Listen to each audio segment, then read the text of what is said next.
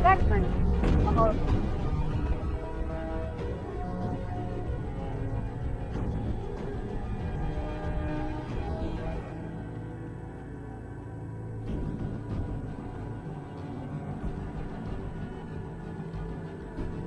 Bu, Nek, mau kemana?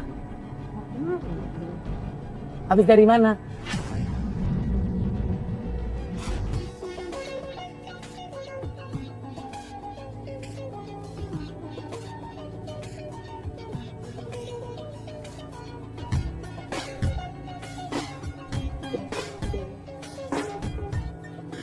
Pak Ustadz, Pak Ustadz, Ane mau ketemu nih sama tukang yang suka ngambil sayuran di pasar.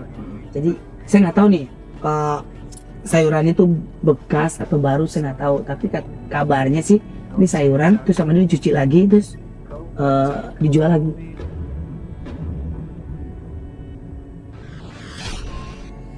Nggak apa-apa gitu.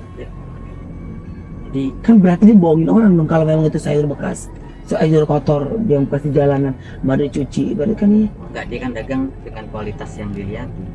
Jadi di Islam itu sederhana aja, pokoknya yang dijual itu harganya harus sesuai dengan kualitasnya, itu yang pertama. Terus yang kedua, sebenarnya justru orang-orang yang kayak begitu yang hebat. Karena kan kalau pedagang-pedagang besar yang jelek-jelek itu langsung out tuh, langsung dibuang. Nah, siapa yang manfaatin itu? Jadi orang-orang yang kayak gitu, kayak sayur, rasa banyak yang modelnya gitu. Jadi sebenarnya justru Islam kan ngecam sikap mubazir ya. Nah, pedagang-pedagang besar itu kan sering kan bonyok dikit buang, rusak dikit buang. Nah, justru orang yang tukang ngutin kayak gini karena mubazir kan sebagian dari setan dan itu jelek gitu. Dan sebenarnya pedagang-pedagang kecil itu ya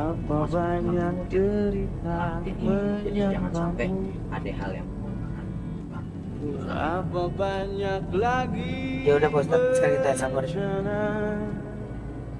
dan kita menjadi saksi semua. Pak Ustadz, yang itu tuh kayaknya agak tua ya.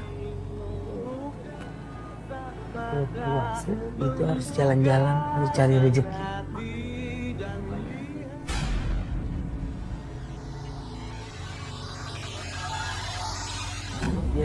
biar di menuju sini ya, ntar biar buka kaca dari sini. Pak, rumah Pak Olga di mana? Pak Olga.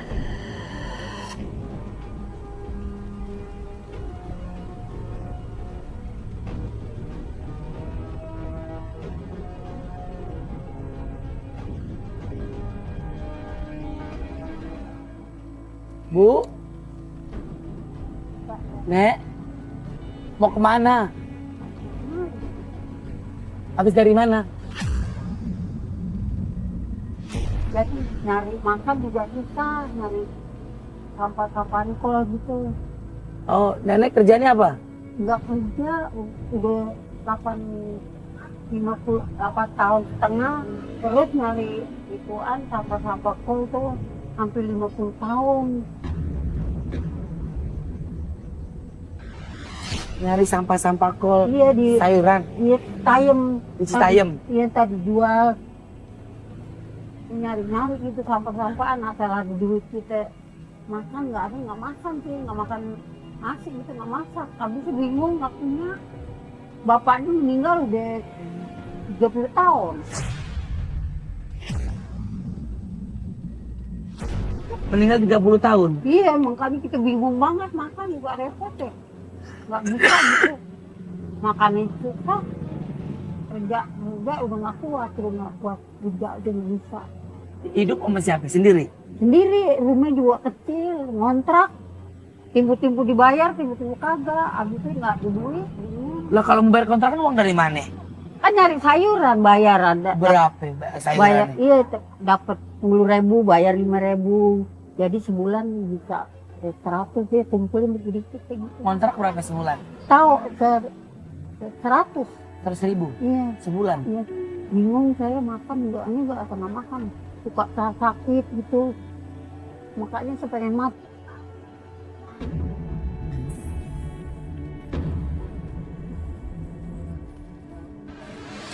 Ih, jangan. Abisnya bingung, kita bingung banget nggak punya duit. Ini ada Pak Ustadz nih. Pak Ustadz, kenapa nih orang kayak begini orang yang udah putus asa ya Pak Ustadz? Iya. Abisnya pengen punya duit, nggak punya duit, susah banget abisnya. Kenapa ibu kok mau bisa bilang mau ya? Abisnya udah nggak punya duit, bingung makan dari mana, bingung. Bapaknya udah nggak ada. Anak tadi ditampuk sono. Anak di Cikampek. Iya, Pernah ketemu? Ketemu, ya jarang deh, ngasih duit 20.000, ntar suka. Ya, susah deh, orang susah juga. Makan tiba-tiba makan, tiba-tiba kagak, sayuran tiba-tiba laku, tiba-tiba kagak kok. Ya itu, kulit gitu nyari-nyari. Hampir 5 tahun nyari, pusing pala deh. Jadi ibu akhirnya udah gak kuat. Iya. Dari mana gue? Gitu kayaknya nemu Pak Olga sih girang banget sih. Ketemu saya girang. Girang. Seneng? Iya senang banget deh. Hah? Kayaknya saya di TV juga pengen baju kagak bisa. Habis pengen TV nonton rumah orang kagak bisa juga. Bingung kita. Jadi nggak punya TV, nggak punya apa-apaan sih enggak. Ya udah, ibu tak cerita banyak sama saya bu ya, ya. Dan masuk dalam ya. Ya.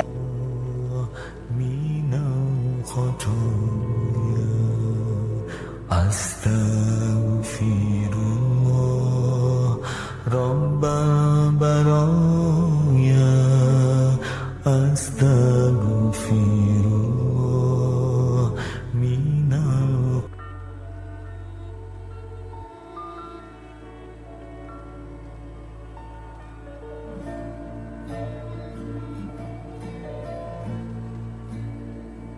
Kisah seorang nenek penjual sayuran sisa. Beliau adalah seorang nenek yang begitu tegar. Suaminya telah meninggal puluhan tahun lalu. Kini nenek harus berjuang seorang diri untuk makan sehari-hari dan membayar kontrakan rumah. Setiap hari, beliau mencari sayuran-sayuran sisa di pasar, bahkan di tempat pembuangan sampah, yang kemudian beliau bersihkan dan dijual kembali agar bisa menyambung hidupnya. Walau terkadang hasil yang didapatkannya tidak sebanding dengan tetesan keringat yang beliau keluarkan. Di masa tuanya, beliau masih harus berjuang seorang diri. Sungguh pengorbanan seorang nenek yang sangat luar biasa.